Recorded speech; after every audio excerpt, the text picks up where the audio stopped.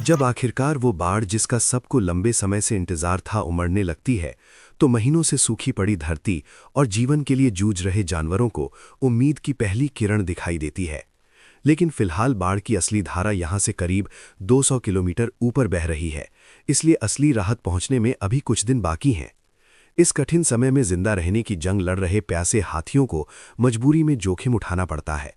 वे अपनी लंबी सूंड को दलदली पानी में गहराई तक डालते हैं, जहां कीचड़, रेत और गंधला पानी मिला होता है। ये पानी उनकी प्यास पूरी तरह नहीं बुझा सकता, लेकिन शायद इतना ज़रूर है कि वे तब तक टिके रह सकें जब तक असली बाढ़ यहां तक न पहुंच जाए। खुशखबरी ये है कि ऊपरी इलाकों में, खासकर अंगोला के उत्तरी पहाड़ी क्षेत्रों में, अभी भी लगातार बारिश हो रही है। वही बारिश बाढ़ के पानी को ताकत देती है और उसे दक्षिण की ओर बहने के लिए प्रेरित करती है। धीरे धीरे ये सभी धाराएं मिलती हैं और एक विशाल प्रवाह बनाकर दक्षिण की तरफ बढ़ती चली जाती हैं।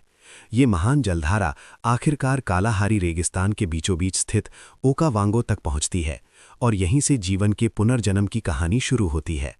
9 ट्रिलियन लीटर से भी ज़्यादा मीठा पानी नदी के रास्तों से फैलते हुए पूरे इलाके में फैल जाता है। जहां भी ये पानी पहुंचता है, वहां सूखे गड्ढे भर जाते हैं, सूखी धाराएं फिर से बहने लगती हैं और लंबे सूखे के निशान धीरे धीरे मिटने लगते हैं। ये कीमती पानी किसी विशाल चुंबक की तरह काम करता है, जो सबसे पहले रेगिस्तान में भटक रहे जीवों को अपनी ओर खींच लेता है। बाढ़ की तेज धारा दीमकों द्वारा इकट्ठा किए गए घास के बीजों को बहा ले जाती है। पानी की सतह पर तैरते इन बीजों को कई जानवर बड़े चाव से चुन चुन कर खाते हैं। लंबे समय बाद मिले इस भोजन का आनंद वे खुल कर लेते हैं। लेकिन हर जीव इस बाढ़ से खुश नहीं है।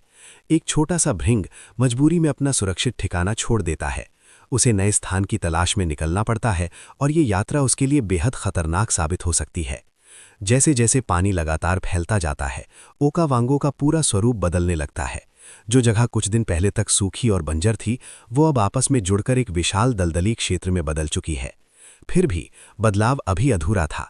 जीवन से भरी हरियाली अभी पूरी तरह धरती पर नहीं फैली थी। मीठे पानी की नमी पाकर रेत के नीचे छिपी जलघास की कोमल कलियां अचानक तेजी से बढ़ने लगती हैं। कुछ ही समय में वे पानी की सतह को चीरकर बाहर आ जाती हैं और देखते ही देखते इस पीली भूरी जमीन पर हरे जीवन की चादर बिछा देती हैं। यहीं से जीवन का नया उभार शुरू होता है। आसपास की नदियों और दलदलों से मछलियां बड़ी संख्या में यहां अंडे देने पहुंचती हैं।